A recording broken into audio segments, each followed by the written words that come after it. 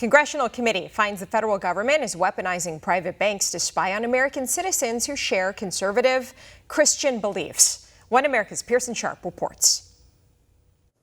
To say the government is spying on you is the understatement of the century. It's now a frightening reality, and it's only gotten worse since the last time we reported on this. The latest news from the Committee on the Weaponization of the Federal Government, led by our good friend and patriot, Congressman Jim Jordan, has unveiled a sinister plot between law enforcement agencies and your bank. This boils down to the federal government colluding with major banks to spy on law-abiding customers, American citizens, whose only crime is being a conservative. The federal government is building profiles on the American people. And the profile isn't based on criminal conduct, it's based on political beliefs. And if you got the wrong political beliefs, well, you're potentially a domestic violent extremist. The congressional report determined that the federal government was guilty of conducting broad and unjustified surveillance of Americans' private financial data based on information provided by anti-conservative organizations. It sounds too crazy and Stalinist to believe, but any customers who shopped at sporting goods stores like Cabela's and Bass Pro Shops, or who bought anything to do with Trump, or even bought a Bible, were flagged by the federal government for surveillance. The title of the hearing is about financial surveillance of American citizens. This is deeply troubling, that if you are a Catholic that cares about your child's education and you shop at Gander Mountain, that you are like prime suspect under some sort of weird rubric in a government surveillance operation. Agents from the FBI combed through countless records that were voluntarily provided from banks like Bank of America, Barclays, US Bank, Charles Schwab, HSBC, and even PayPal, looking for any customers who bought firearms or who were guilty of wrongthink. All without warrants, without probable cause, and without notifying these private citizens that their personal, constitutionally protected records were being confiscated by the government. Because again, none of these customers are guilty of committing any crimes. This is the Future Crimes Division at work. We've seen the censorship. Now we see what's happening with big banks and big government relative to your financial data.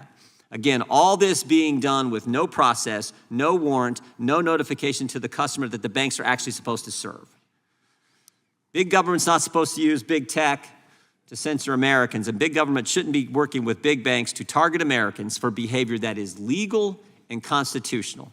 In one of their guidance reports, those are the terms the government wanted banks to search for, the FBI said that buying religious texts or displaying Christian Celtic crosses was probably a sign of violent extremism. I bet you didn't know your sweet old grandma who bought that new Bible last week is actually a violent right-wing terrorist. Well, while they're busy targeting your grandma, you can feel better knowing that our government gets down on its knees and begs forgiveness from the poor, undocumented migrants who just so happen to murder American citizens in their humble quest for a better life. I have an idea. Why don't we use the vast resources of our draconian government to track down and remove these illegal, colonizing, third world, disease-infested, bloodthirsty, cannibalistic, Stone Age savages? Don't you think our government should protect us from these barbarians before targeting innocent American citizens exercising their God-given rights to free speech and the right to bear arms? Anything that facilitates the collusion between government and giant corporation and enables that kind of information gathering will absolutely be used in that way.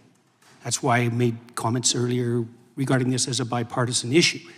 Once this capability exists and it's being magnified now, it will be used in all directions. So the people at risk will be politically active, vocal Americans. The silent ones will remain relatively safe. Another section of the government's manifesto against the American people was filled with warnings that people who share certain beliefs could be considered domestic violent extremists. What are those beliefs, you ask? Well, if you support the Second Amendment and oppose the government taking away your guns, if you think having an open border and rampant illegal immigration is a bad idea, or if you oppose the tyrannical COVID lockdowns and believe this is all being orchestrated by the deep state, then your government considers you a dangerous and possibly violent domestic terrorist. This is literally what the document states. Your government thinks you are the enemy, and they're setting up the framework to take you down. And that starts with weaponizing your bank, so that if you hold the wrong beliefs, you can be debanked and lose access to your money. Think that's crazy? China is doing that today, right now. But so are banks here in the West. They already did it to Alex Jones and Nigel Farage and a score of other outspoken critics of our government. And if they can do it to them, they can do it to anyone. What is the remedy for Americans? Well, there isn't much. There is none, There right? isn't. There is no mechanism for judicial review, right? So Americans cannot protest a bank who is ostensibly an arm of the government at this point. They cannot protest the disclosure of their financial transactions to the federal government. There's no mechanism for that, is there? That's right. And so, and obviously, they don't have any knowledge that their data was collected to begin with, do they? Yeah, I think one of the scariest things I heard at this hearing was what Mr. Michel said, once the bank has the data, the government has the data. Be warned, Americans. We have a rogue government that tolerates absolutely no opposition. They are coming for us now, today. And if we don't stand up and oppose this tyranny immediately, we'll have no one to blame but ourselves when we find our bank accounts frozen and government goons come knocking on our door to discuss our problematic tweets. For One America News, I'm Pearson Sharp. For all our viewers asking where One America News is heading in the future, we would like to introduce you to OAN Live.